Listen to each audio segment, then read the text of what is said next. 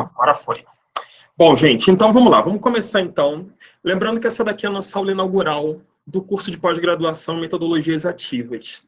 Então, assim, eu vou falar, obviamente, depois do curso e tudo, mas o pessoal fala assim, mas como assim? É um curso presencial? É um curso online? O curso de Metodologias Ativas, de pós, ele é um curso EAD, né? Ele é todo feito através da plataforma da FECAF, já tem alunos aqui que já são alunos da FECAF, tem alunos que estão começando nesse curso.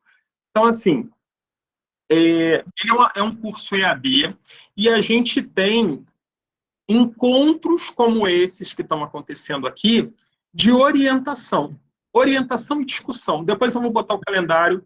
Se eu não me engano, são 5 ou 6 encontros que a gente vai ter.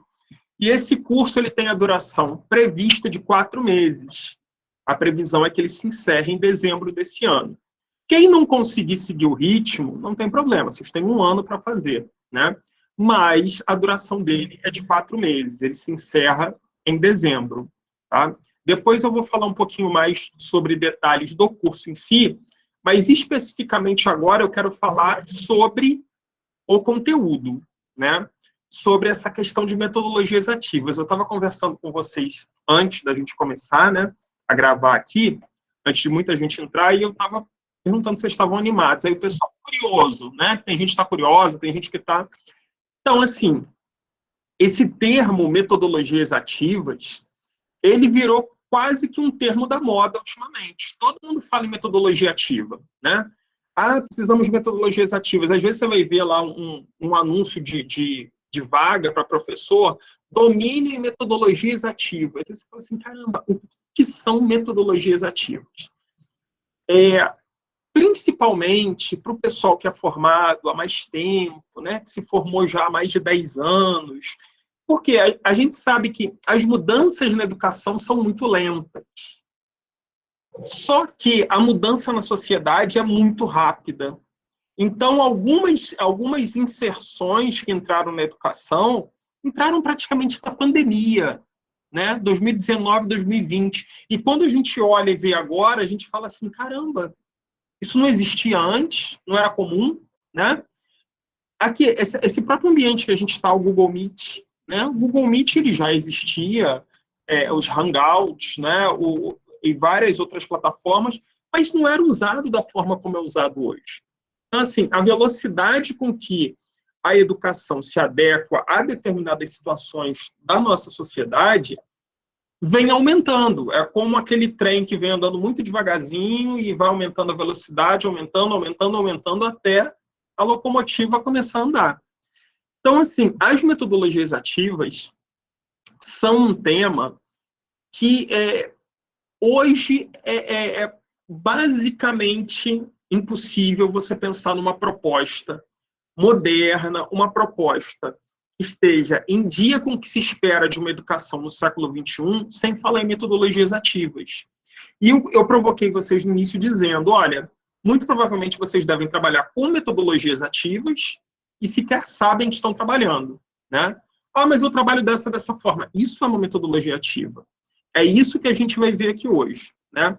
Essa nossa aula inaugural tem o objetivo de mostrar para vocês o que são as metodologias ativas. E aí, ao longo do curso, a gente vai estar falando especificamente de algumas metodologias, da forma como elas interagem na educação, do melhor aspecto de qual melhor metodologia para cada tipo de atividade, e por aí vai, né? Bom, eu encaminhei pelo WhatsApp de vocês um vídeo, não sei se todos vocês conseguiram, né, ver, que falava de uma metodologia ativa chamada Phillips 76, ou Phillips 66. Né? É uma metodologia ativa que às vezes a gente usa e não tem noção. Né? Então é justamente sobre isso também que a gente vai falar. Mas deixa eu começar compartilhando aqui. Lembrando, qualquer pergunta que vocês tenham, qualquer dúvida, né? Ou uma observação também, poxa, eu faço alguma coisa para... Fiquem à vontade, abram o microfone e falem, porque esse diálogo só colabora aqui com as nossas... com o desenrolar da aula, né? A gente aprende justamente no diálogo, concepção dialógica de educação, Paulo Freire. Então, vamos lá.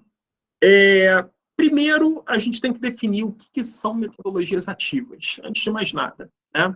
Então, a gente começa falando o seguinte, ó, metodologia ativa é uma concepção educativa que estimula processos de construção de ação, reflexão, ação, em que o estudante tem uma postura ativa em relação ao seu aprendizado, por meio de problemas que lhe sejam desafiantes e lhe permitam pesquisar e descobrir soluções aplicáveis à realidade.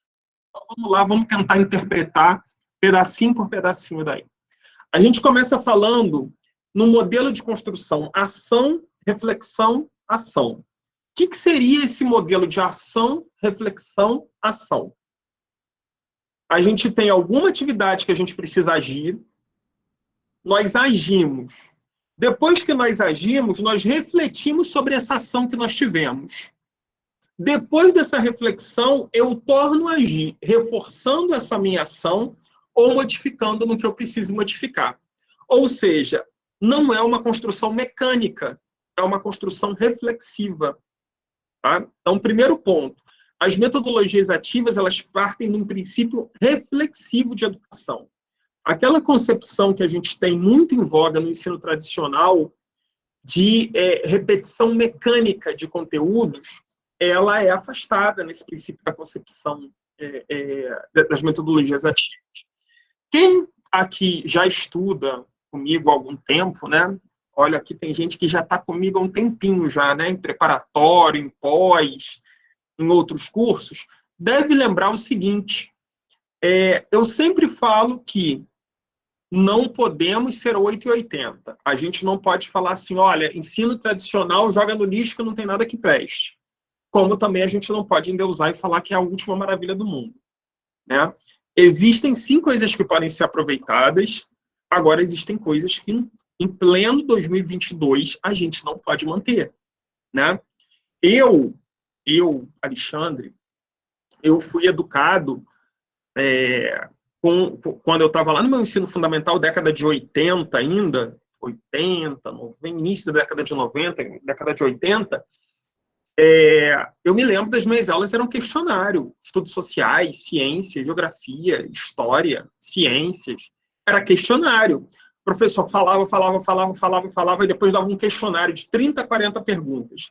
Aí eu ia para casa e eu lia a pergunta, lia a resposta. Lia a pergunta, lia a resposta. Decorava aquilo tudo. Aí chegava lá no dia da aula, eu tinha que reproduzir exatamente o que eu tinha lido e colocar na prova. Alguém estudou assim também? Com os questionários? Ou vocês já são da geração... Eu estudei com questionário. Ah, sim. Pensei que vocês iam me jogar uma dessa de que vocês já são da geração dos 2000. Não vem com essa não, porque... Tá bom, né?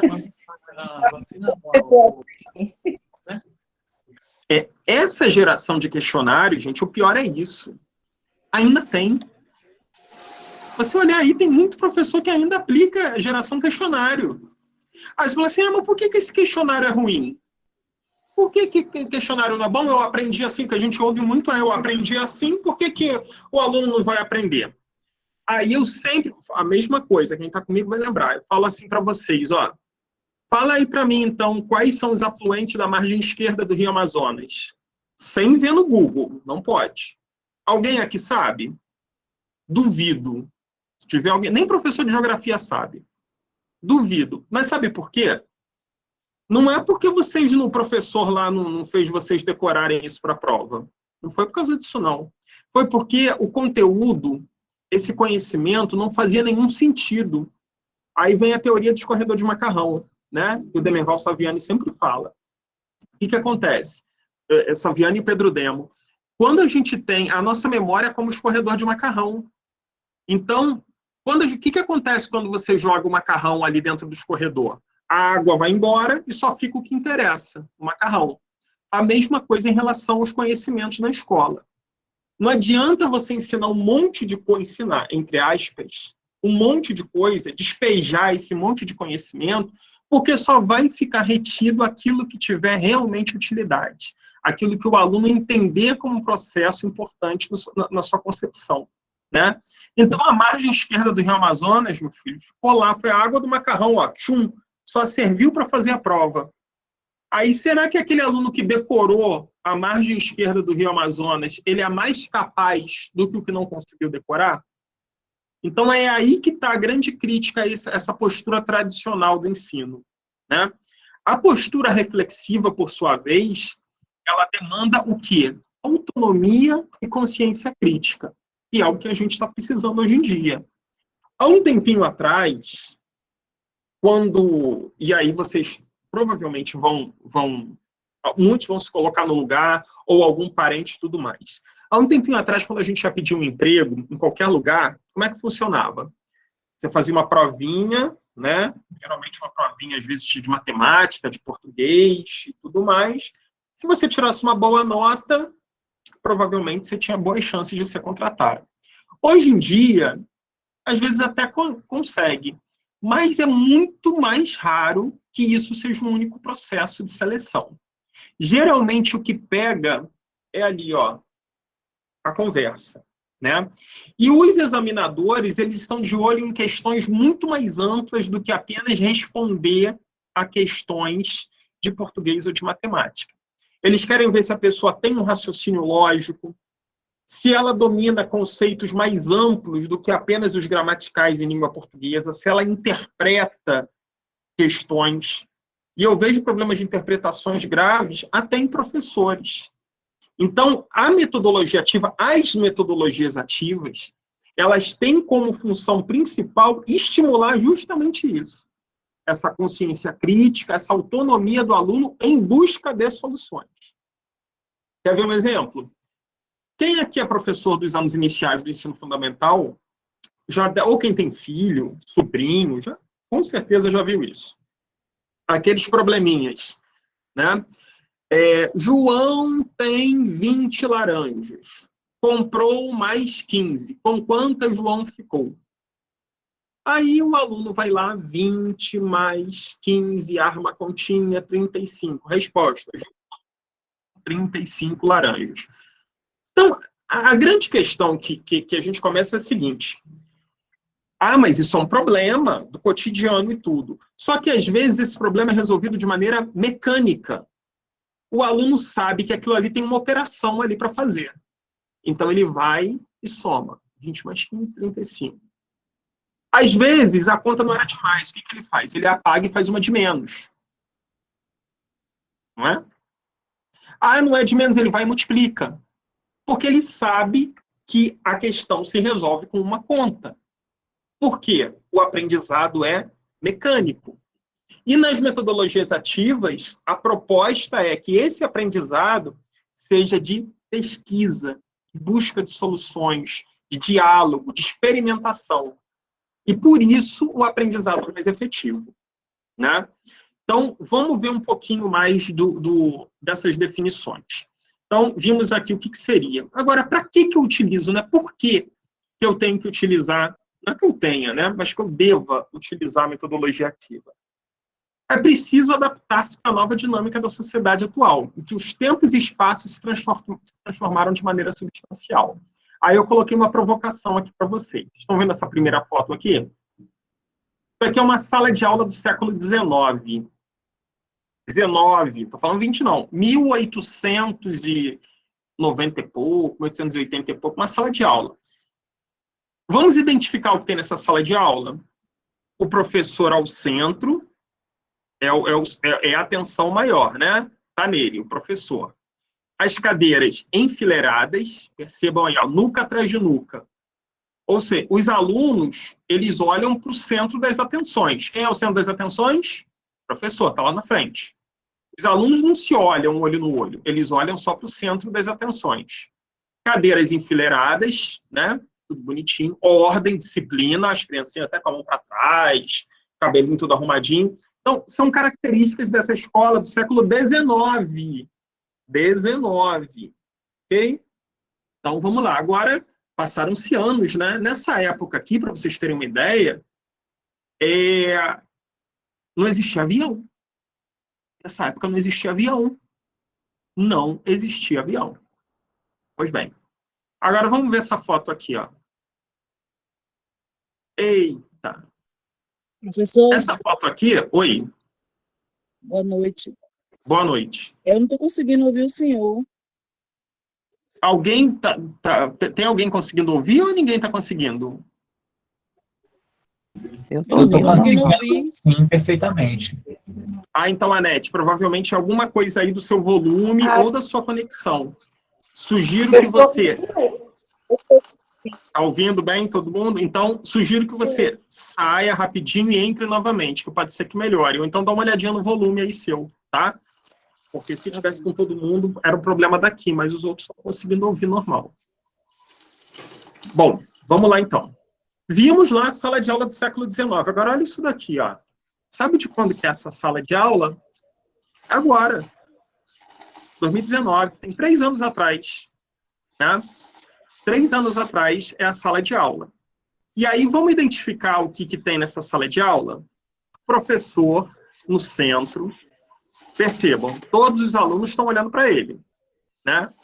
Ou seja, ele é o centro das atenções, a figura mais importante. Fileiras, todo mundo organizadinho em fileira, nuca atrás de nuca, né? Todo mundo um olhando para a nuca do outro.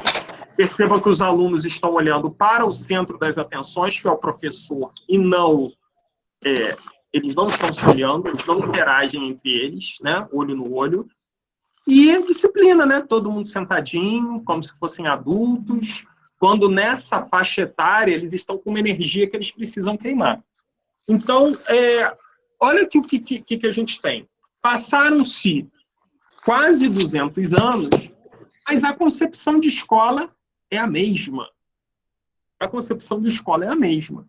Ah, Alexandre, mas não tem só escola assim, tem muita escola moderna. Claro que tem, não estou falando que não tem. Eu estou falando é que esta concepção ainda existe nos dias de hoje. Né?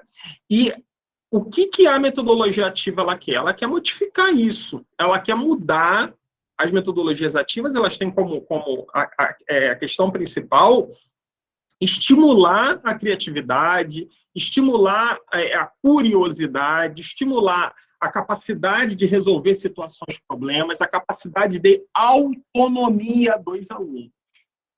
Autonomia. Ah, quer dizer que nesse contexto dessa sala assim, não tem como existir isso? Tem, claro. Essa professora, inclusive, pode estar trabalhando com alguma metodologia ativa. Só que eu diria para ela que o formato da sala dela está prejudicando muito. Né? Quando a gente busca interagir e metodologia ativa passa diretamente por interação entre as pessoas, a gente precisa interagir olhando um para a cara do outro. Eu não posso interagir olhando para a nuca do meu colega. Né? Então, a primeira coisa que poderia ser mudada aí é o formato dessa sala. Né? Uma das primeiras coisas que poderiam estar sendo desenvolvidas aí. Tá? Então, assim, primeira dica já. Vou trabalhar com metodologia ativa. Dependendo da metodologia ativa que eu deva trabalhar, a forma de organização da minha sala tem que ser modificada também. Né? Existem várias metodologias ativas. Então, cada uma vai estar obedecendo um tipo de conformação de sala. Okay? Eu lembro da minha coordenadora, quando eu era professor, cada dia que ela chegava na sala, estava de um jeito diferente as cadeiras. Era o terror do pessoal da arrumação. Mas eles arrumavam depois, tá? Bom, vamos lá. E como utilizar? Como é que eu utilizo uma metodologia ativa?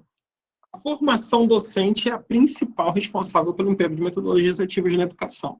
Se o professor não sabe desenvolver metodologia ativa, não tem metodologia ativa, né? Então, a formação docente é fundamental. Só mudamos nossas práticas quando conhecemos algo que julgamos que seja mais efetivo do que fazemos. Se eu chegar para vocês aqui e falar de metodologia ativa, que é maravilhoso, que é tudo, e vocês não se convencerem de que isso é melhor do que o que vocês fazem, vocês vão continuar fazendo numa boa. Né? Então, a gente só muda a nossa prática porque a gente julga que aquela nova prática que nos é apresentada pode ser mais efetiva do que eu faço. Geralmente, eu experimento antes, né? Bom, não custa nada, eu vou experimentar para ver se dá certo. Se der certo, eu continuo. Se não der, eu abandono e continuo a minha prática. Então, a formação docente é fundamental. Sem formação, sem conhecimento do que é uma metodologia ativa, sem conhecimento de como empregar uma metodologia ativa, a gente não tem como seguir, a gente não tem como desenvolver metodologias ativas, ok? E isso não é apenas em relação à metodologia ativa, né? Em relação a qualquer coisa. Agora vamos falar das características dessas metodologias ativas, né? Quais são as principais características de uma metodologia ativa? O que caracteriza uma atividade como uma atividade de metodologia ativa? Geralmente tem 4 pontos que estão em praticamente todas as metodologias ativas. Primeira, aluno ativo e autônomo. O aluno não é passivo, aquele que fica ali sentadinho só. Lembrem sempre, né? Educação bancária de Paulo Freire. O aluno lá é como um banco, o professor vai lá e deposita conhecimento na cabeça dele. Não, né? Ele não é um receptor passivo. Ele é um aluno ativo, né? Ele é o principal vetor do conhecimento ali, da busca pelo conhecimento. E aluno autônomo. O que é essa autonomia nessa concepção de metodologia ativa? É o aluno que busca o conhecimento. O problema é entregue na mão dele. Aí ele vai falar assim, poxa, o professor vai chegar e falar assim, resolvam, né? Então, ele vai buscar como resolver. Ah, Alexandre, então é assim, eu chego, entrego um problema e falo assim, se virem, resolvam? Não, claro que não, né? Existe toda uma técnica antes. Mas, na metodologia ativa, o aluno, o grupo de alunos, dependendo da metodologia utilizada, é responsável pela resolução das atividades, né? Das situações apresentadas. Segundo ponto, professor cuidador e orientador. Aí alguém vai falar assim, cuidador tem que ficar cuidando. Lembrem-se sempre do sentido de cuidar, que está lá nas diretrizes curriculares nacionais, né? O sentido de cuidar, ele é mais amplo do que aquele que a gente tem em mente de cuidar é tomar conta, né? Cuidar, nesse sentido amplo que traz as diretrizes curriculares nacionais, vem no sentido de ter cuidado. O que é o ter cuidado? É você entender o aluno como uma pessoa em desenvolvimento. E até por isso você tem que estar sempre monitorando, sempre auxiliando, sempre dando a mão para que aquele conhecimento seja construído e que a criança vá se desenvolvendo. Criança, adolescente, adulto, tanto faz, né? E o professor, além de cuidador, ele é um orientador. Ele não é o dono dos conhecimentos e ele, numa atitude magnânima, está passando. Ele não é o centro das atenções, ele é um orientador, né? Ele te auxilia a conseguir alguma coisa. Ele te orienta. Essa o comum nas metodologias ativas é essa função de orientador do professor. Terceiro ponto, reflexão e problematização da realidade. Metodologias ativas trabalham com reflexão constante. A maioria dos problemas desenvolvidos em metodologias ativas problematizam a realidade. Mas tem alguns conhecimentos que eu não consigo transmigrar para a realidade porque eles são muito teóricos.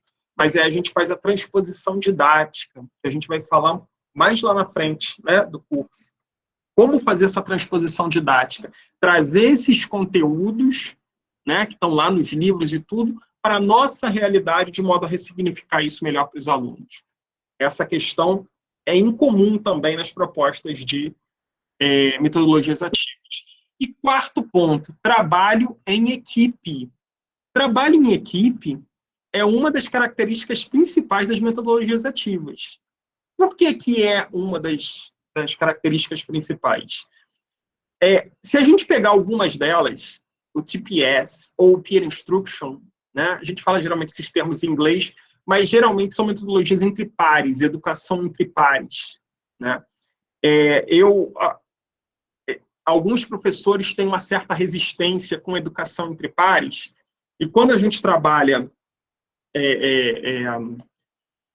com pares, ou seja, com aluno, com monitorias, ou então o par competente, né, que é uma outra metodologia. O que é o par competente? É aquele que sabe mais ou que sabe menos. Principalmente essa metodologia do par competente, as pessoas acham assim,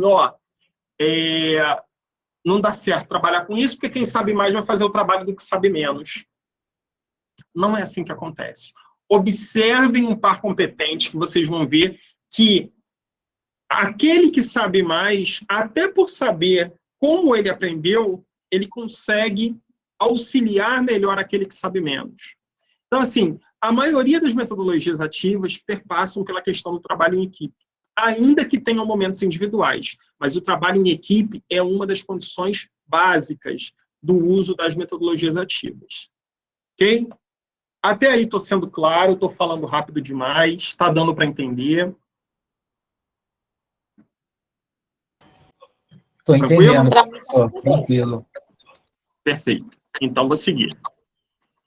Bom, vamos falar então do papel do professor, né? O que se espera do professor numa metodologia ativa? Eu podia botar aqui umas 20 situações que se espera do professor, mas eu vou centrar em algumas que eu acho muito importantes. Primeiro ponto. Aqui, ó. Isso daqui não tem jeito. Não é só metodologia ativa, não, tá? Qualquer questão que envolva professor. Hoje eu vi uma discussão, inclusive, hoje não, ontem, uma discussão que, assim, eu não gosto de entrar muito em discussões polêmicas, que são polêmicas vazias, mas vou até explicar para vocês. Investir em um processo de formação e autoformação. Né?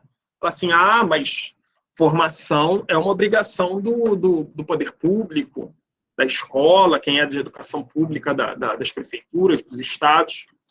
Concordo plenamente com você. Só que, além do processo de formação, da formação continuada em serviço, tem um processo chamado autoformação. Autoformação é a partir do momento em que eu busco a minha própria formação. Eu busco a minha capacitação, eu busco o meu aperfeiçoamento, eu busco a minha especialização, e às vezes a gente relega isso a um segundo plano. Eu conheço colegas meus, professores que se formam e acabou. Se formou, passou no concurso, é professor, e não quero mais fazer isso não quero mais estudar não. Como se o processo de educação fosse um negócio estanque, parou lá na década em que eu parei, agora é só ficar repetindo aquilo ano após ano. Como se não existissem novas teorias entrando em educação, como se não existissem novas metodologias, como se não existissem novas tecnologias. E aí acontece igual o desenho aí, a foto que eu botei. Sala de aula do século XIX, sala de aula do século XXI. Igualzinho, só muda a cor, porque uma foto era preta e branca e a outra é colorida. Né?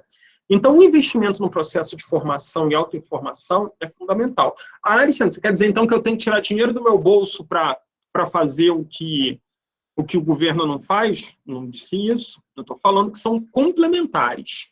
A gente deve exigir, sim, a formação continuada em serviço. Isso é fundamental. E, para isso, tem uma figura lá dentro da escola. Será que alguém lembra aí que eu falo toda hora? Quem é essa figura dentro da escola que é o principal agente de formação na escola? O coordenador. Na verdade, perfeito, cara. Coordenador pedagógico. Essa é a função do cara, né? Formação continuada em serviço. Agora, o fato disso não me exime de procurar minha autoformação. E não tem nem mais a desculpar, mas eu não tenho dinheiro, eu ganho muito pouco. Tem um monte de curso gratuito por aí, é só procurar. Alguém levantou, Josiane levantou a mão mesmo ou foi sem querer? Que eu vi a mão levantada e depois não vi mais. Foi sem querer. Ah, tá bom, então. Bom, aí, só fazendo um comentário que eu falei que tinha uma confusão, né? Nem chegou a ser confusão porque eu não entrei. Uma postagem no Twitter que uma professora falando, esse negócio de ter que vir, que a gente tem que empregar metodologia ativa, tem que aumentar o salário da gente. Se eu não aumentar salário, não tem nada de metodologia ativa, porque dá trabalho.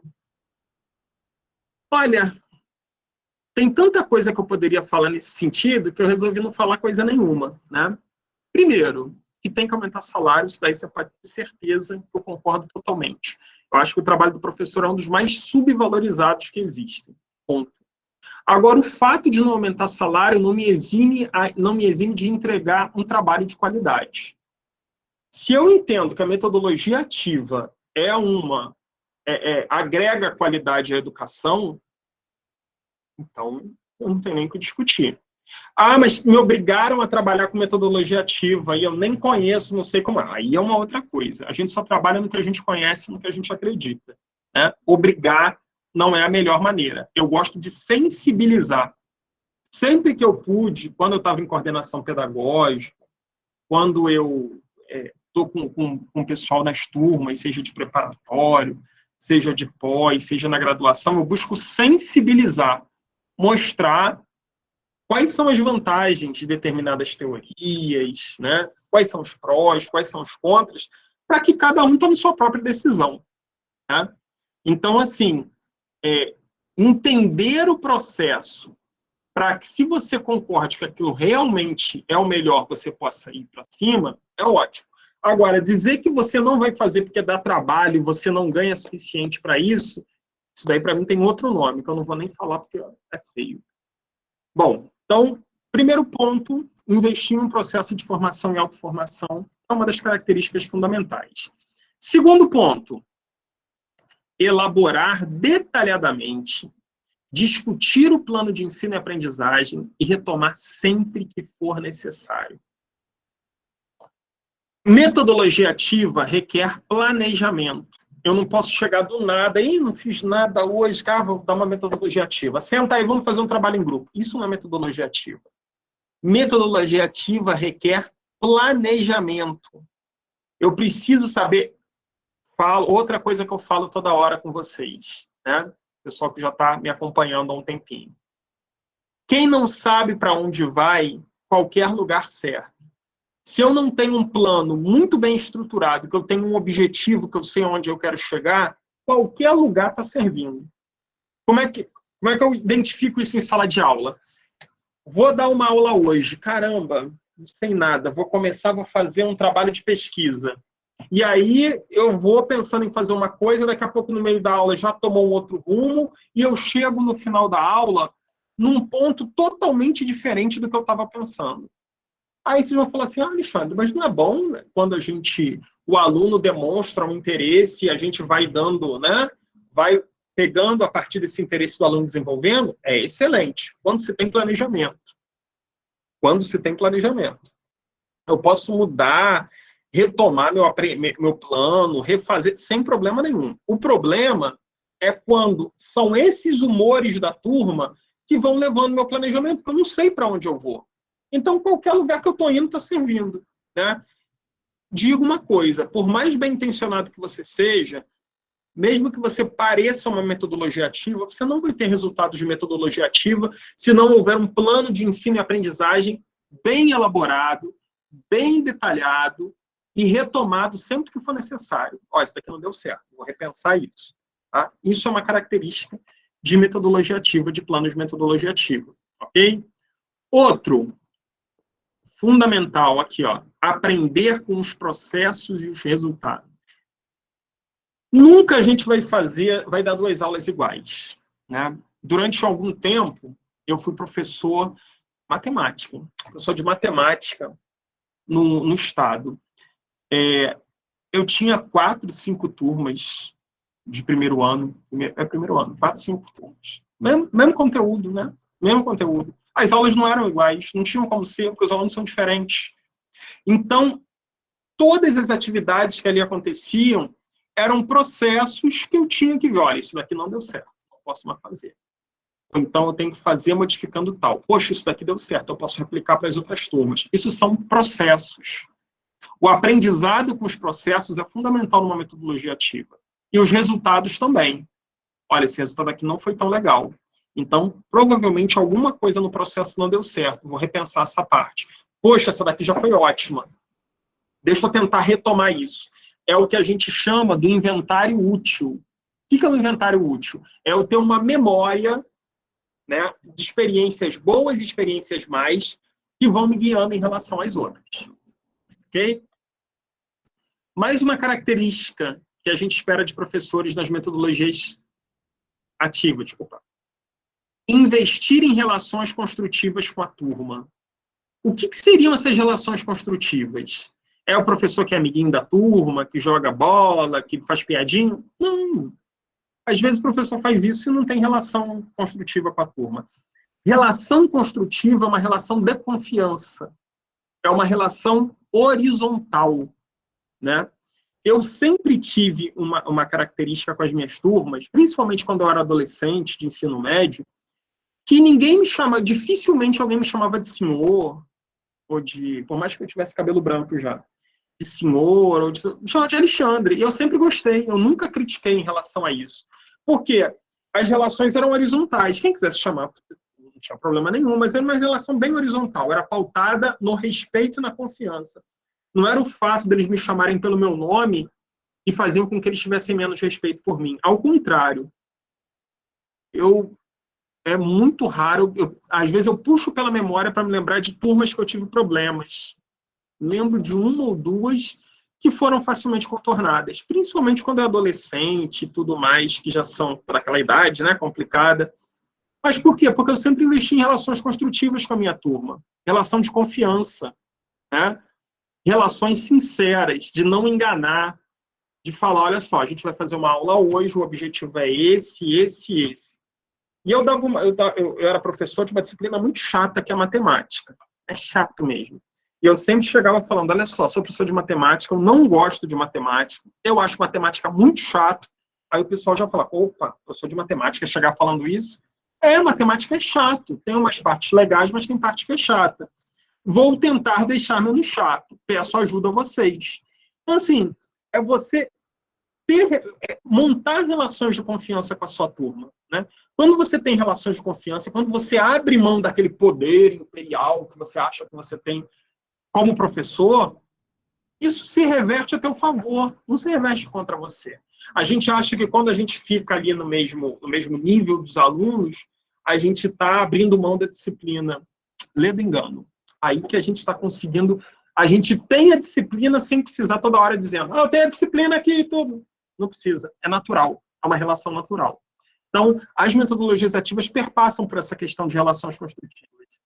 Mas não apenas as ativas, tá? Qualquer metodologia de educação deveria perpassar por isso. E um ponto que eu chamo muita atenção para vocês também. Avaliar a aprendizagem por processo. Oferecer feedback regularmente. O que é esse avaliar a aprendizagem por processo?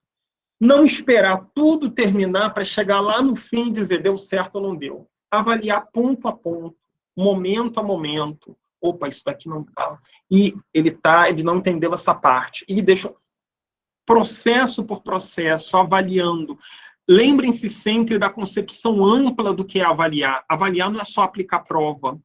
Avaliar é orientar, é conversar, é observar, tudo isso é avaliar. E o importante é dar o feedback regularmente.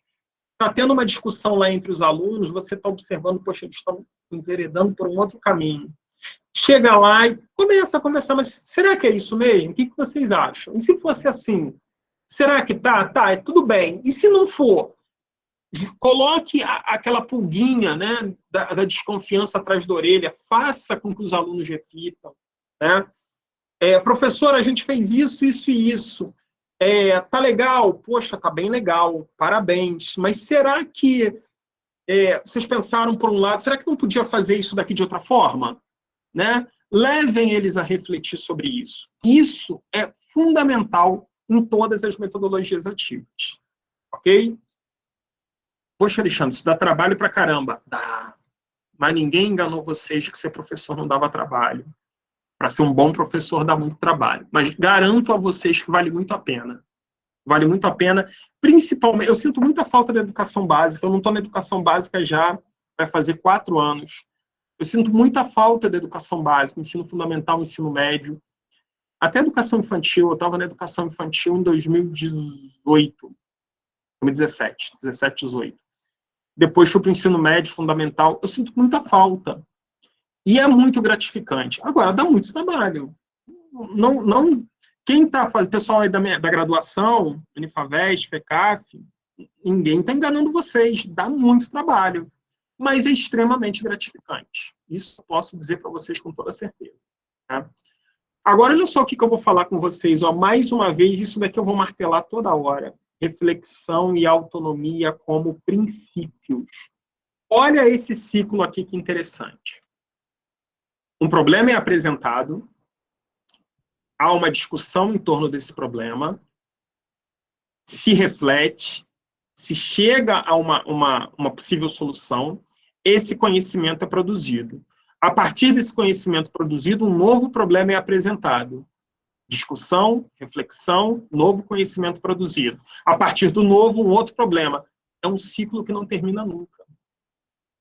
Né? Então, o objetivo das metodologias ativas é alimentar esse ciclo. O problema é apresentado, ocorre a discussão gera reflexão, da reflexão vem um novo conhecimento. Esse novo conhecimento é combustível para um novo problema, e esse ciclo vai girando. Então, percebam que esse ciclo é baseado em quê? Em reflexão, em autonomia, porque se o aluno não é autônomo, ele trava aqui. Sabe, quando eu digo ele trava, sabe o que acontece? É aquela assim, você professor, você preparou aquela aula maravilhosa, preparou folhinha, preparou tudo, entregou para todo mundo, aí você está esperando o pessoal fazer, daqui a pouco está todo mundo parado. O que é para fazer, professor? Eles não têm autonomia. Mas eles não têm autonomia não é porque eles não querem, é porque ninguém ensinou a eles como é que é ter autonomia. Que eles podem, a prerrogativa do buscar pode ser deles. Né? Eles estão acostumados a serem passivos. O professor fala, o professor diz o que é para fazer, eu faço, e o professor diz se está certo ou se não está. Né? E quebrar essa lógica dá trabalho. Né? Eu, às vezes, achava que eu era maluco. Às vezes eu estava na minha turma, professor, para fazer o quê? O que você quiser. O que você achar que tem que fazer. Né? Dependendo da atividade. Mas como assim? Qualquer coisa? Qualquer coisa. O que você acha? Pensa aí. Vamos pensar junto. Eu te ajudo a pensar. Fala aí. São essas as questões. A construção da autonomia não é um processo, estalou o dedo, a criança é autônoma, é um processo de construção. Agora, é um processo de construção que a gente tem que estar muito ciente de que é fundamental para o desenvolvimento de qualquer criança e adolescente. É fundamental. E quanto antes a gente começa, melhor. Está em sala de aula, comece construção de autonomia com criança na educação infantil. Eu não estou em sala de aula. Tem filho? Tem sobrinho? Tem neto? Faça isso. Construa autonomia, faça com que eles reflitam. A gente acha que criança não reflete, que criança não pensa, que criança é um robozinho pequeno que não tem nada na cabeça. Não é isso. A autonomia e a reflexão devem ser cultivadas para que a gente tenha bons resultados no processo educacional, ao longo do processo educacional. Ok? Estou conseguindo me fazer entender? Está tranquilo? Estou falando rápido demais? Não, dá para entender, professor. Pronto. Bom, agora eu vou falar de alguns métodos, né? Porque, poxa, legal, metodologia ativa, gostei. E aí, quais são os métodos? Quantos existem? Pode ser que uma de vocês tenha inventado uma nova metodologia ativa hoje em sala de aula, e a gente não sabe, né? Porque, assim, metodologias ativas são todas elas que entram nessa definição de autonomia do aluno, partir do princípio do aluno, da construção, da reflexão, e de algumas características como essas que eu coloquei aqui. Né? Agora, existem algumas metodologias ativas que são mais conhecidas, porque já foram teorizadas, já foram certificadas, né, pelo uso em diferentes lugares, e servem de parâmetro para que a gente empregue nas nossas salas de aula. Então, eu estou trazendo aqui alguns métodos e vou falar especificamente de um, inclusive eu passei o vídeo para vocês antes, e isso daí é o que a gente chama da sala de aula invertida, que eu vou falar também. Vamos falar aqui de alguns métodos, de algumas metodologias ativas, né? São inúmeras as propostas de ação com metodologias ativas empregadas. Entretanto, algumas merecem especial interesse, dado seu uso mais constante e pelo fato de, por vezes, serem usadas sem ao menos ter noção de que se atua de maneira ativa. Eu vou mostrar aqui para vocês agora alguns exemplos de metodologia ativa e muitos de vocês vão falar assim, eu já faço na minha escola, na minha sala de aula, e provavelmente vocês fazem, né? Aí, então, eu trabalho com metodologias ativas, sim, resta saber se você está tirando o máximo proveito dessas metodologias ativas, né? E é justamente essa questão que vai perpassar ao longo do curso. Como eu trabalho com essas metodologias ativas? Como o conhecimento é produzido a partir dessas metodologias ativas? Como eu posso adaptar os meus conteúdos em cima de propostas de metodologia ativa?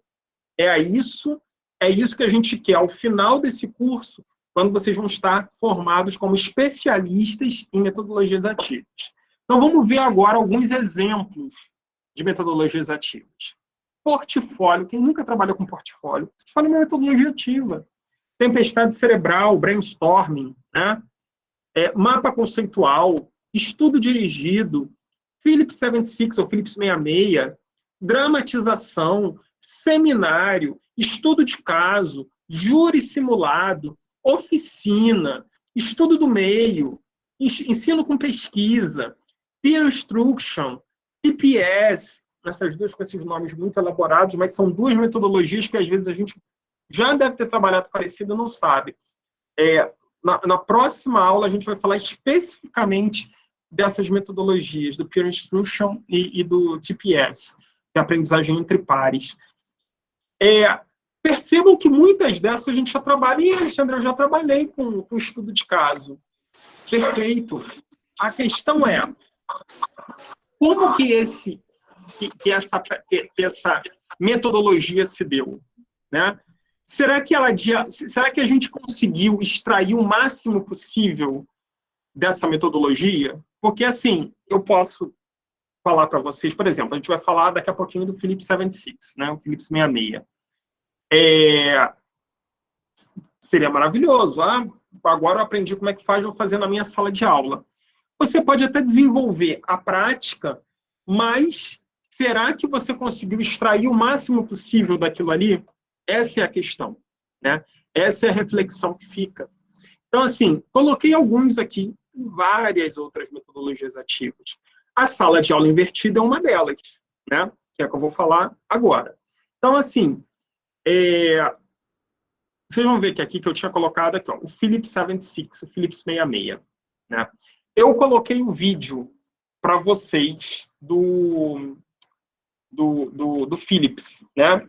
Pergunta, vocês chegaram a ver o vídeo que eu encaminhei? Conseguiram ver? Era um vídeo curtinho, né? Acho que era 3 minutos. 3 minutos, sim. Eu tentei botar um vídeo pequenininho justamente para que todo mundo pudesse ver. O nome disso que eu fiz... Oi, alguém falou? Fui eu. Assisti. Oi, Fátima. Assistiu, Oi. né? Uhum. O nome disso que eu fiz com vocês chama-se Sala de Aula Invertida. É uma metodologia ativa.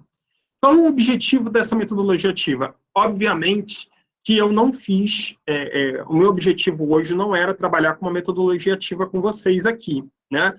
Até pela estrutura dessa aula, que é uma estrutura de apresentação, não é uma estrutura de aula comum, mas eu quis só ilustrar o que seria essa metodologia de sala de aula invertida. Na sala de aula invertida, isso acontece muito nos cursos EAD ou nesses cursos com aulas remotas, o aluno tem contato com o conteúdo antes da aula síncrona, antes do momento presencial. Então, são enviados ao aluno por e-mail, pelo que quer que seja, vídeos ou textos que ele precisa fazer leitura e tudo mais. E quando ele chega na aula, ele já chega com uma base relativa àquilo, né? E com aquela base, o professor pode adiantar e ele pode usar uma metodologia ativa, entre elas o peer instruction, para saber o nível de aprendizado que o aluno está após aquele primeiro momento, como ele pode também interagir com os alunos relativo àquele conteúdo. Por quê? Os alunos já tiveram um contato prévio com aquele conteúdo. Eles não estão partindo do zero. Então, essa sala de aula invertida, ela tem um dos principais objetivos dessa concepção de sala de aula invertida, é fazer com que o tempo educativo seja expandido e que os alunos tenham um primeiro contato com os conteúdos a serem abordados anteriormente, para poder otimizar a prática pedagógica do professor com os alunos. Então, se eu tivesse preparado uma aula, né, mais específica, eu mandaria um texto sobre o Phillips 66, eu poderia mandar outro vídeo, eu poderia mandar uma reflexão, e vocês já chegariam aqui com um conceito mais amplo sobre isso daí. O videozinho curtinho deu para ter uma ideia do que é, né? Mas essa é uma outra metodologia ativa, a sala de aula invertida. Okay?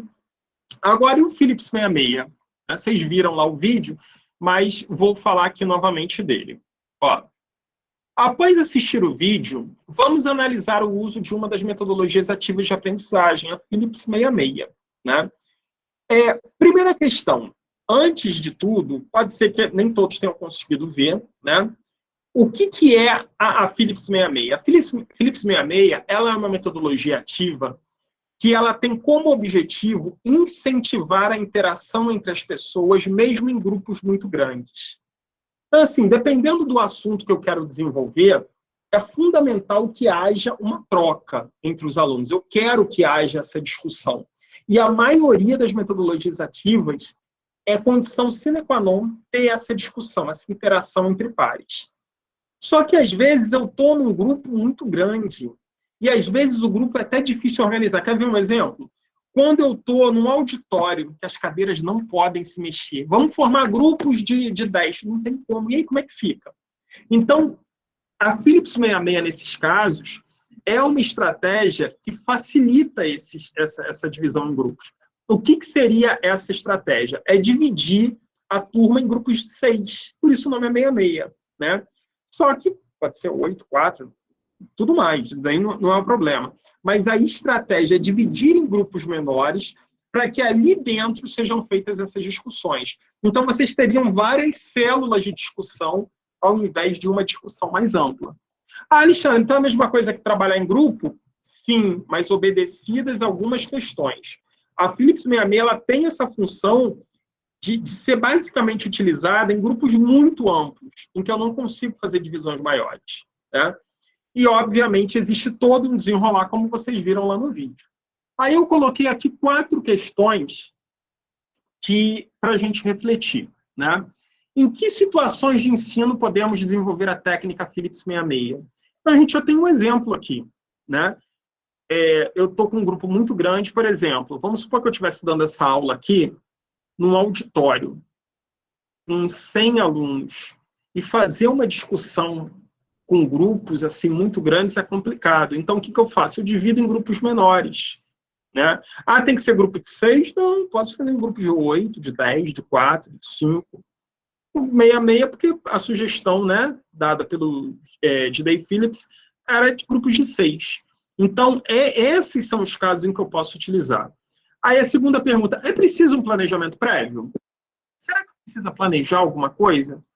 Fundamental, né, gente? A gente está falando, não existe metodologia ativa sem planejamento prévio. Não existe metodologia ativa sem uma organização objetiva do que você quer. Né? Como desenvolver uma atividade utilizando a Phillips 66? Planejamento é o ponto de partida. Né? E aí tem aquelas questões que vocês viram lá no vídeo. Divido a turma, faço a reflexão interna nos grupos. Dentro desses grupos eu posso eleger uma pessoa para ser o relator, outra pessoa para ser... Todas essas questões, elas, inclusive, elas fomentam muitas outras coisas. Eu vou dar até um exemplo aqui.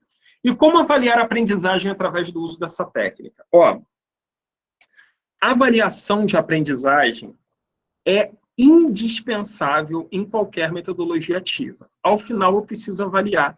Não é avaliar fazendo uma prova, não é avaliar, pode ser até autoavaliação. Quer ver? O que vocês acharam dessa atividade? O que vocês aprenderam com essa atividade? Os próprios alunos podem se avaliar. Tá? Vou dar um exemplo aqui, para poder concatenar todas essas perguntas, de uma atividade que eu sempre fazia com as minhas turmas de 6º ano, 5º ano, sempre fazia essa atividade. Principalmente quando eu estava começando com a turma, que eu queria desenvolver aqueles laços, né? Então, eu fazia divisão em grupos. Técnica Phillips 66. Grupos pequenos, geralmente 5, 6, nunca grupos maiores do que isso. E aí, dentro de cada grupo, primeira coisa, olha só, vocês vão eleger um líder aqui dentro de cada grupo. Só essa eleição já era um aprendizado. Um aprendizado para eles e para mim, porque eu ficava observando. Enquanto eles estavam na eleição, eu estava vendo quais eram as técnicas que eles usavam. Como é que eles faziam? Uns faziam uma votação democrática, cada um vota em um. Um era a lei do mais forte. Líder só porque eu sou mais velho. Não. Então, todas essas questões eram questões que eu podia levar para a sala de aula depois, em outros momentos. Né? Então, depois de eleito esse líder, eu levava um saco de balas e eu distribuía uma quantidade para cada um. Então, vamos supor, o grupo era de 6. Para um grupo, eu dava 12 balas. Para um grupo, eu dava 5 balas. Para um grupo, eu dava 40 balas. Os valores totalmente diferentes. E depois de todo mundo estar com as balas na mão, entregava na mão do líder, eu falava assim, olha só, agora, a partir de agora, o líder está com uma quantidade de balas na mão e quem vai definir como vai fazer a divisão das balas é o líder. Ele pode dividir da maneira que ele quiser. Ele é o líder. Então, ele divida da maneira que ele quiser. Aí sempre tinha, e se eu não quiser dividir com nenhuma? Você é o líder, você faz o que você quiser. Então, percebam, eu estava trabalhando, na verdade, ali, era uma turma de 5º ano, né? A gente ainda estava nos anos finais do ensino fundamental, e eu poderia trabalhar tanto conceito, mas tanto conteúdo, desde a matemática, que era o meu objetivo principal, até questões de solidariedade, questões de democracia, questões de desigualdade social. Tinha tanta coisa que podia trabalhar que uma aula era pouco, né? Porque o que acontecia? Geralmente, o grupo que tinha um número exato, que tinha uma divisão exata, 6, 12, 18, dificilmente o líder fazia diferente. Ele dividia para cada um, 1, 2, 3, ficava tudo ok. Quando tinha sobra, aí o bicho começava a pegar. Porque tinha gente que fazia assim, o líder dividia, 1 para cada um e sobrava 3. Aí ele dava para os 3 que eram amigo dele, ou então um fazia um sorteio, ou então ele ficava, não, os 3 que sobraram são minhas. E eu tive um caso uma vez, de um que eu dei uma quantidade de balas e ele ficou com todas as balas para ele. Não deu para nada para ninguém, ficou com todas. E também tinha o seguinte, tinha grupo que eu dava 1 bala, e tinha grupo do lado que eu dava 40. Eu falei, mas por que isso? Isso é injusto. Professor, eu posso pedir para ele bala? Eu não estou aqui, faça o que vocês quiserem. Né? E aí tem essa questão, poxa, é injusto você ter tanto, divide comigo e tudo. Então, olha a quantidade de assuntos que você consegue trazer depois. Agora, detalhe, tudo isso meu era previsto no meu planejamento. Desde a divisão, passando por processos de escolha de líderes, democracia e tudo mais, e eu desenvolvi, a partir daquela atividade, daquela metodologia ativa, uma aula para a semana inteira. Uma semana eu trabalhava formas de governo, democracia, ditadura. Na outra, eu falava sobre solidariedade, sobre desigualdade social. Muita maneira, muita forma da gente estar desenvolvendo isso daí. Ficou claro como que dá para desenvolver uma metodologia ativa de uma maneira super simples e, detalhe, super atrativa para os alunos, porque quando chegava a hora, gente, vamos parar que chegou a hora do intervalo. Professor, não, agora não, espera mais um pouco, a gente ainda está. Qual era o aluno que na hora do intervalo não queria sair correndo? Porque a atividade era atrativa, era legal, todo mundo queria fazer, né? Então toda metodologia ativa tem que ser legal? Não, nem toda. A escola não é... Esse mito de que tudo na escola tem que ser legal é lenda, não tem como, tem coisa que é chata realmente. A gente tenta tornar menos chato, tem coisa que vai ser, né? E nós, enquanto professores, o que a gente tem que falar para os alunos é isso, tem coisa que é chata, não tem coisa que é legal. Preciso da ajuda de vocês nas chatas, porque eu também acho chato. Então me ajudem, porque é importante para vocês e para mim também, né? Deu para entender, gente, isso daí? Sim, sim. Sim, Falo para professor. vocês, dá trabalho pra caramba, não dá pouco trabalho montar uma aula dessa, dá muito trabalho, mas é extremamente gratificante você chegar ao final da aula e ver que os alunos adoraram uma atividade dessa. Todo dia, Alexandre, eu tenho que fazer uma aula dessa? Não, estou falando para vocês, uma aula dessa rende muito. Você vai ter, a partir de uma aula dessa, você vai poder estar voltando nela, falando, olha, aquilo que a gente fez naquela aula, durante muito tempo, né? A Josiane colocou, já levei bis. Sim, a gente pode levar essas coisas que tornem mais atrativa, né? Questões que tornem essas atividades do dia a dia um pouco diferenciadas, né? É super simples da gente fazer. Só precisamos planejar, precisamos pensar. Todos aqui temos capacidade, né? Agora, precisamos pensar, precisamos ter sempre em foco o objetivo, aonde eu quero chegar. Quando eu montei a minha aula, eu falei assim, aonde eu quero chegar? Bom, eu quero que eles entendam qual é o sentido de uma divisão, eu quero que eles entendam o que é desigualdade social, por que um tem mais e o outro tem menos. E aí, olha que coisa, uma coisa que foi além do que eu imaginava. Teve um que falou assim, professor, o senhor gosta mais deles por dar mais bala para ele do que para gente, do que da gente? Aí eu falei, não, de forma alguma. De forma alguma. O que eu queria era só instigar vocês. É justo eles terem mais e você tem tão pouco, e você ter tão pouco, né? É uma questão de justiça. Até que ponto isso é justo? Olha isso, gente. Quando eu falo em reflexão, é isso. Quando o aluno vem com uma pergunta para mim, eu vou com outra para ele. Você acha que é justo? Ah, professor, não é justo. Por que você acha que não é justo? Em que sentido não é justo? O que seria mais justo? Né? Professor, É fazer a cabeça fumaçar. Oi, Rodrigo, pode falar. Tem certas coisas que são difundidas pelo mundo, como, por exemplo, como muito se diz por aí, né, que a África é amaldiçoada, como se Deus gostasse mais da Europa ou gostasse mais dos norte-americanos do que dos africanos, né? E foi a pergunta que o aluno fez para o senhor, no caso, se o senhor gostava mais de um certo grupo do que de outro, né? Exatamente. É natural o questionamento do aluno. Esse exemplo aí que você deu é perfeito. A gente poderia ter feito, na mesma hora, a transposição didática para essa questão. África, Europa, ou África, América. Uma tem dinheiro, a outra não tem. Será que Deus gosta mais desse do que desse outro? E aí a gente pode falar das questões de exploração, né? Da dominação, do colonialismo e tudo mais. Olha quanta coisa você consegue puxar. Agora, fundamental, você tem que prever o que pode estar por trás, né? Quais são as possíveis perguntas que podem vir. Quando a gente monta uma aula que é aberta, o que é uma aula aberta? É esse tipo de aula. É um tipo de aula em que podem vir perguntas e você vai falar assim, caramba, como é que eles pensaram nisso? Vou dar um exemplo rápido para vocês.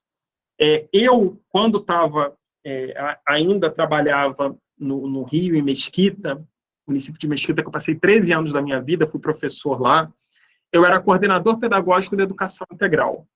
E as minhas práticas de educação integral eram baseadas em aula-passeio. Sou um apaixonado pelas teorias de Freinet. Acho que as aulas-passeio são perfeitas. Inclusive, uma das aulas de metodologia ativa que a gente vai trabalhar fala sobre aulas-passeio. Tem umas dicas boas para vocês. Então, assim, sempre trabalhei com muitas aulas-passeio. Aí eu falei assim, Michel, mas como é que a gente sai? Aula-passeio é difícil sair da escola, não tem transporte e tudo. E eu era o maior pidão que vocês podiam imaginar. Eu batia em empresa de ônibus para pedir ônibus emprestado. Eu pedia tudo e conseguia. Eu era cara de pau, o máximo que eu conseguia. Eu já saía de casa com não. O que viesse além era lucro. Então, assim, para vocês terem uma ideia, teve a escola em que eu era coordenador, ela foi até...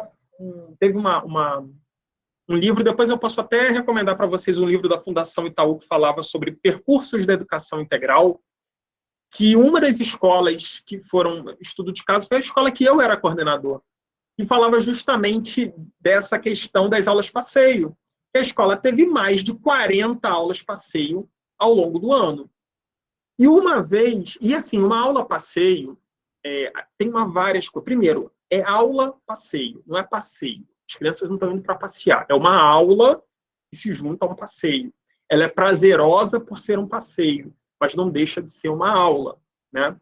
E ela precisa ser planejada, ela precisa ter objetivo e tudo mais. E eu cometi um erro da minha vida em uma aula. Eu consegui um passeio para o Museu do Exército. O Museu do Exército, para quem não conhece, no Rio de Janeiro, ele fica no Forte de Copacabana, né? Pois é, Eva. Quem me conhece sabe como é que é. O Museu do Exército é no Forte de Copacabana. Forte de Copacabana, depois entrem lá, quem não conhece Forte de Copacabana, ele fica bem na praia de Copacabana, é um local lindo, maravilhoso.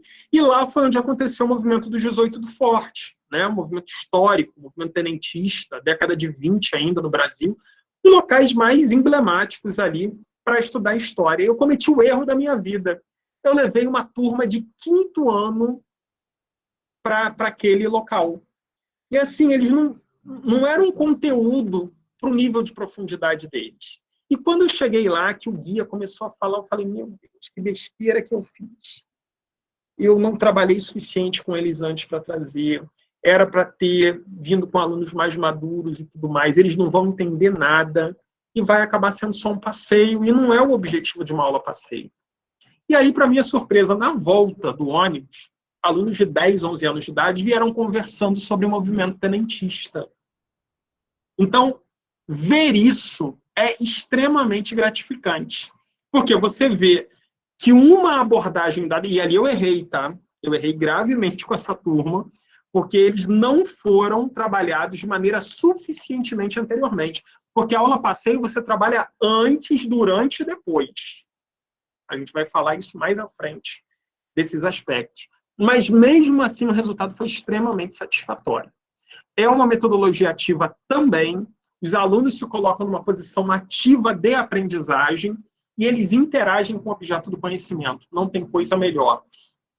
Para quem mora no Rio, que é um museu a céu aberto, para quem mora em Salvador ou região metropolitana, Salvador e região metropolitana tem alguns dos aparelhos culturais mais importantes do Brasil. Interior da Bahia tem instrumentos culturais importantíssimos, né?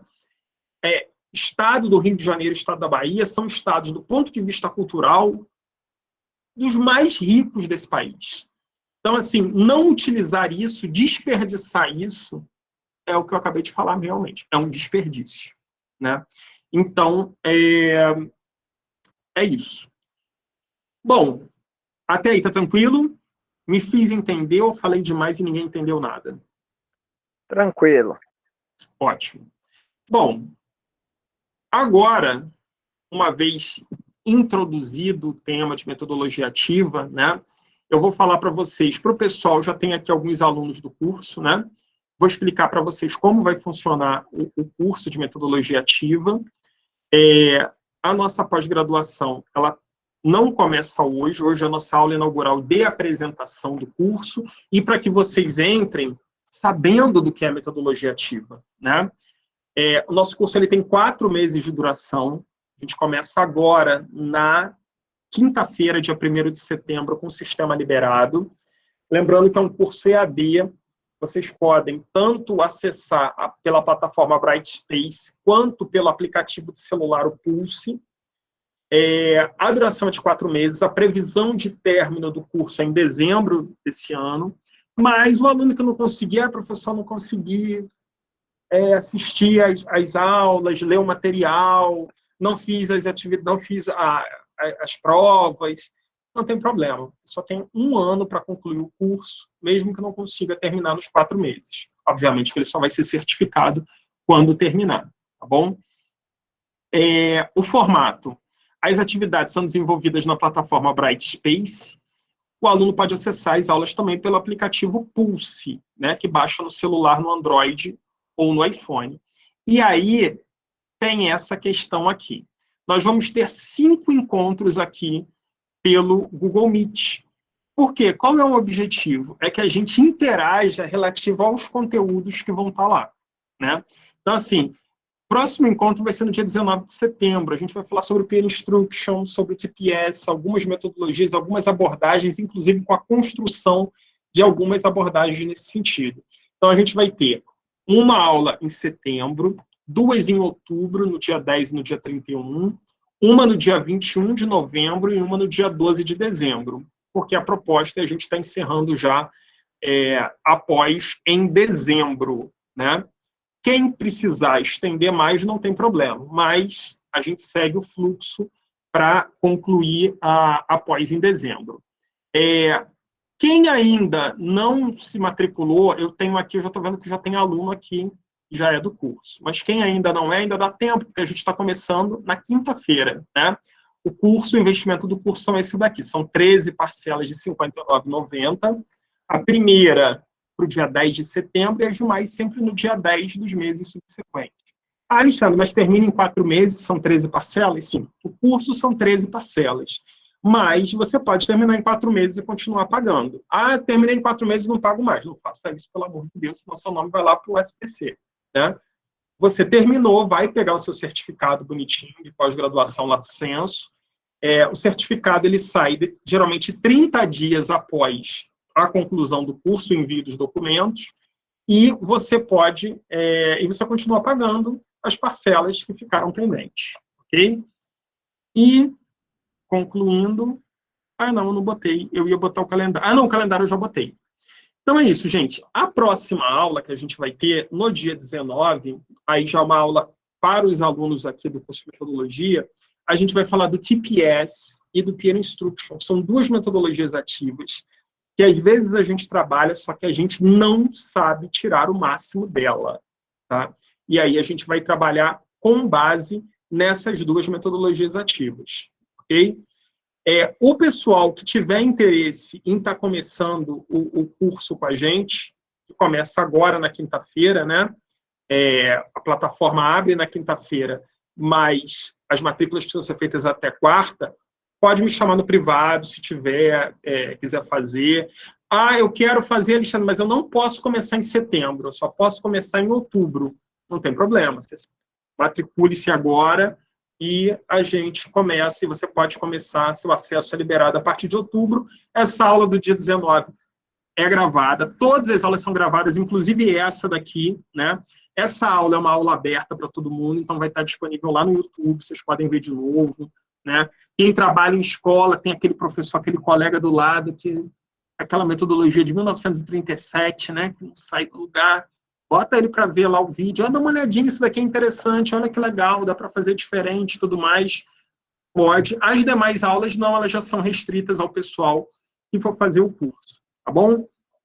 Gente, ficou alguma dúvida, alguma pergunta, alguma questão que vocês não entenderam muito bem, ou alguma observação que vocês queiram fazer? A matrícula faz aonde?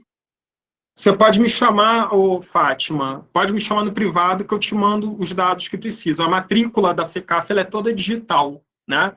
Vocês encaminham os dados para a gente, o contrato ele é gerado digitalmente, e aí o link, a gente encaminha o link. E aí é só você clicar no link, ver se está tudo ok, e dar o aceite automático. Não precisa imprimir, não precisa nada, sua matrícula é liberada na mesma hora. Tá bom? Certo. Aí quem tiver interesse em começar com a gente na quinta-feira, assim, nosso próximo encontro é dia 19, mas quinta-feira o sistema já está liberado, a gente tem um videozinho explicando como é que funciona tudo mais, e vocês já vão ter acesso a esses primeiros conteúdos. Os primeiros conteúdos, inclusive, vão falar do Peer Instruction, do TPS, de outras metodologias ativas, One Thesis, são esses nomes em inglês são bonitos e tudo, mas vocês vão ver que são coisas muito da nossa prática, né? Então, vocês já vão ter esse contato com esse material para quando chegarmos no dia 19 a gente fazer uma discussão bem legal. Ok? Mais alguma pergunta, gente? Não? Não, eu não tenho. Perfeito. Então, gente, muito obrigado pela atenção de vocês aí mais uma vez. Tem um monte de gente aqui que eu vou ver em outros momentos. A lista! Obrigado, Josiane, já ia me esquecer. Eu vou mandar o link, deixa eu explicar novamente o que eu disse lá no início da aula, tá? Para quem é matriculado no curso, ou quem vai se matricular, não precisa se preocupar com essa lista, não. Quem assistiu a aula de hoje e quer certificado, né? Essa aula dá direito ao certificado de 4 horas. Eu vou com Oi? Não, acho que o microfone abriu sem querer. Essa aula dá um certificado de 4 horas. Quem está precisando aí de hora complementar, clica aí, pessoal da graduação. Ou então é sempre bom, né? Ter um certificadozinho de metodologias ativas é legal. Então, é só clicar no link aí que eu coloquei nos comentários, preenche lá tudo direitinho com os dados de vocês. Muita atenção para não errar nada, né, dos dados, porque são esses dados que a gente usa para emitir o certificado de vocês. Ok? Mais alguma dúvida, alguma pergunta? Não? Gente, muito obrigado. Pessoal, aqui tem gente que eu vou ver amanhã, na aula do preparatório, tem gente que eu vou ver quarta, tem gente que eu vou ver quinta na turma da Embate, tem gente que eu vou ver sexta na turma de formação docente, tem gente que eu vou ver todos os dias, que daqui a pouco já está pegando pânico de mim de ver todo dia. Mas nos vemos numa próxima oportunidade. Pessoal, lembrando, quem quiser se matricular na turma de metodologias ativas, pode me chamar lá no privado depois, que eu passo as instruções direitinho. Tá bom? Pessoal, obrigado, boa noite e até a próxima. Tchau, tchau, Boa gente. noite, até a próxima, professor. Boa noite, professor. Tchau, tchau. Boa noite, professor. Boa noite. Boa noite. Boa noite, professor. Tchau, tchau. Boa noite.